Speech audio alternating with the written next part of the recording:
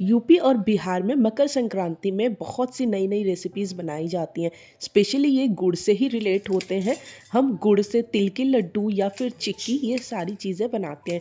यहाँ पे मैं थोड़ा सा कुछ अलग सा रेसिपी आप लोगों से शेयर कर रही हूँ, शायद आप लोगों को वो अच्छा लगे। यहाँ पे मैं सबसे पहले चिक्की बना ले रही हूँ। तो ये चिक्की कैसे बनेगा आप लास्ट तक इसे ज़रूर देखिएगा। बहुत ही टेस्टी और बहुत ही हेल्दी ये चिक्की बन के तैयार होते हैं। थोड़े से ये अलग होते हैं। तो यहाँ पे मैं तिस्सी ले ली हूँ, फ्लेक्स सीड जिसे कहते हैं, 1 कटोरी।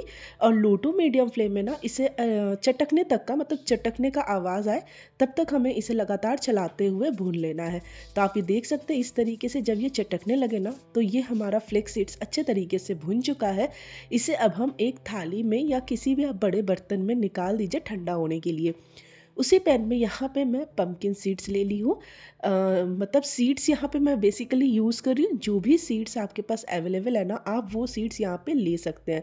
तो सेम मेज़रमेंट से 1 कटोरी पम्पकिन सीड्स को भी चटकने तक का हमें इसे भून लेना है।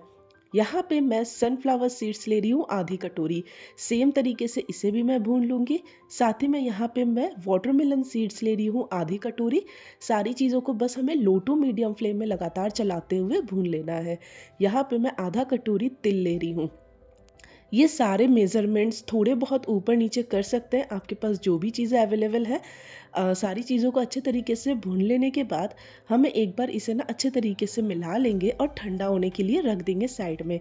एक बार अच्छे तरीके से मिला लेने के बाद इसका मेज़रमेंट लेना बहुत ज़रूरी है, क्योंकि मेज़रमेंट के हिसाब से इसमें हम गुड़ ऐड करेंगे। तो यहाँ पे सेम कटोरी से मैं मेज़र कर रही हूँ, तो करीब ये 1 कटोरी, 2 कटोरी और ये 3 कटोरी भर के जो सीड्स हैं वो मेरे आ गए हैं। अब इसी कटोरी के मेज़रमेंट से ही हमें यहाँ पे गुड़ लेना पड़ेगा। यहाँ पे आप कोई सा भी गुड़ ले सकते हैं, लेकिन गुड़ बहुत साफ़ होना चाहिए। खिचड़ी के टाइम में या मकर संक्रांति के टाइम में जो गुड़ आते हैं वो बहुत ही अच्छे से टेस्ट, मतलब अच्छे टेस्ट वाले और साफ़ सुथरे ही आते हैं।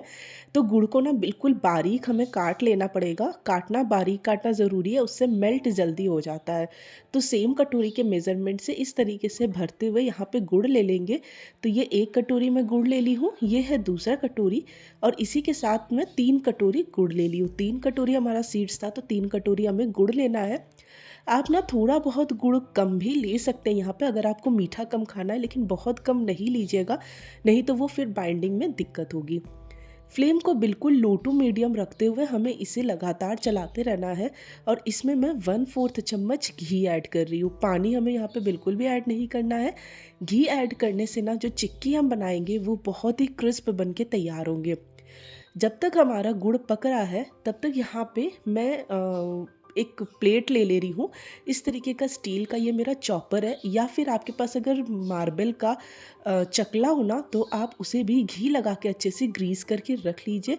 इसी में हम चिक्की को बनाएंगे। या अगर आपके पास बटर पेपर है तो आप सेम चीज़ बटर पेपर में भी कर सकते हैं।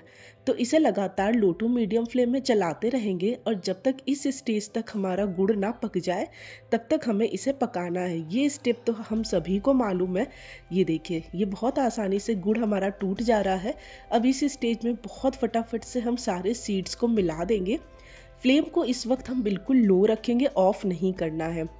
एक बार जब सीड्स और गुड़ अच्छे तरीके से मिल जाए तब हम फ्लेम को ऑफ़ कर देंगे। ये देखिए, सीड्स और गुड़ हमारा बहुत अच्छे तरीके से मिल गया है। फ्लेम को ऑफ़ करके फटाफट से घी लगाए हुए जो भी प्लेस है, जो भी जगह पे आप घी लगाए हुए हैं या बटर पेपर में, हमें सारे सीड्स को इसमें इस तरीके से ट्रांसफ़र कर देना है।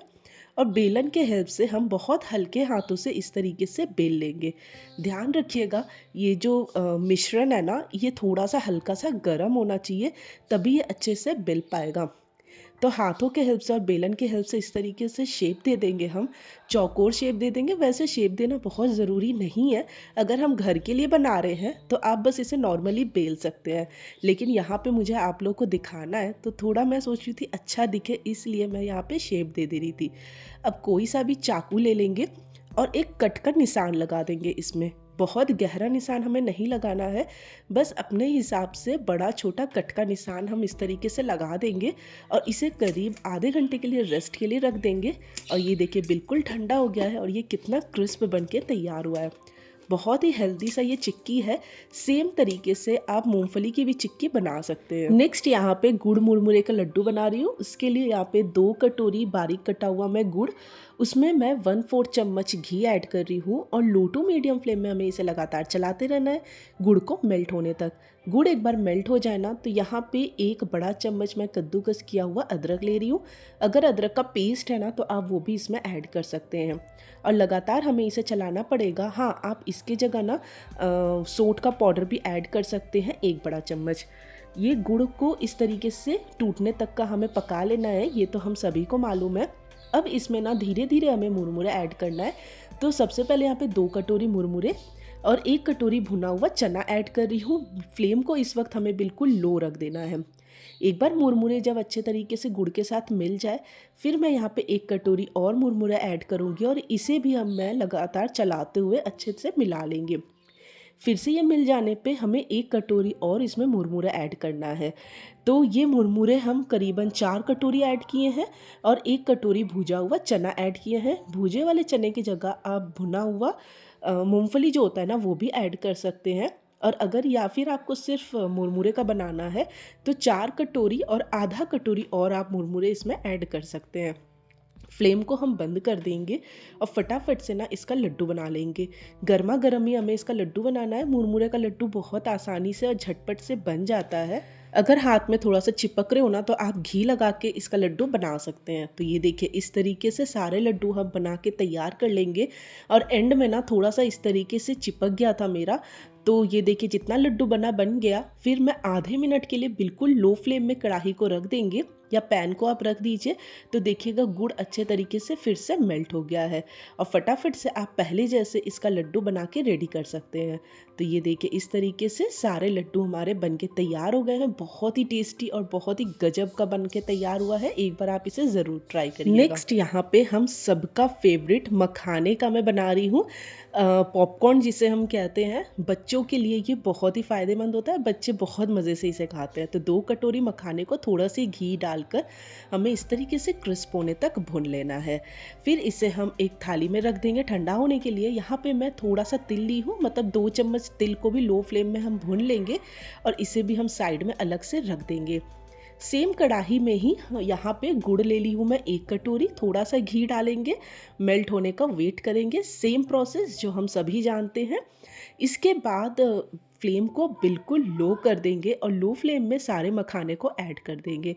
यहाँ पे मखाना मैं थोड़ा सा कम ली हूँ। अगर आपको मीठा कम पसंद है ना तो आप यहाँ पे 1 कटोरी मखाना भुना हुआ और इसमें ऐड कर सकते हैं। जब एक बार गुड़ मखाना अच्छे से मिल जाए, फ्लेम को ऑफ कर देंगे और घी लगे हुए थाली में हमें इसे ट्रांसफ़र कर देना है। एक बार इस तरीके से चम्मच से फैला देने के बाद ना इसके ऊपर हम तिल लगा लेंगे। ये दिखने में अच्छा लगता है, बिल्कुल ऑप्शनल है। बस इसका जो टेस्ट है ना और लुक है वो अच्छा हो जाता है। अब हम क्या करेंगे ना, एक एक करके मखाना इस तरीके से निकाल लेंगे और बस उसको एक हल्का सा हम शेप दे देंगे। जब ये थोड़ा सा ठंडा हो जाए ना तब आप ये काम करिए। हाँ, बहुत ठंडा होने के बाद मत करिएगा, नहीं तो ये एकदम से चिपक जाएंगे। तो ये देखिए हमारे सारे मखाने इस तरीके से तैयार हो गए हैं और ये कितने क्रिस्प हैं। तो ये मेरी ये मकर संक्रांति की रेसिपी आपको कैसे लगे कमेंट सेक्शन में ज़रूर बताइएगा। अगर अच्छे लगे प्लीज़ मेरे चैनल को लाइक शेयर और सब्सक्राइब कर दीजिएगा। मिलते हैं बहुत ही जल्दी अगली रेसिपी की तरफ।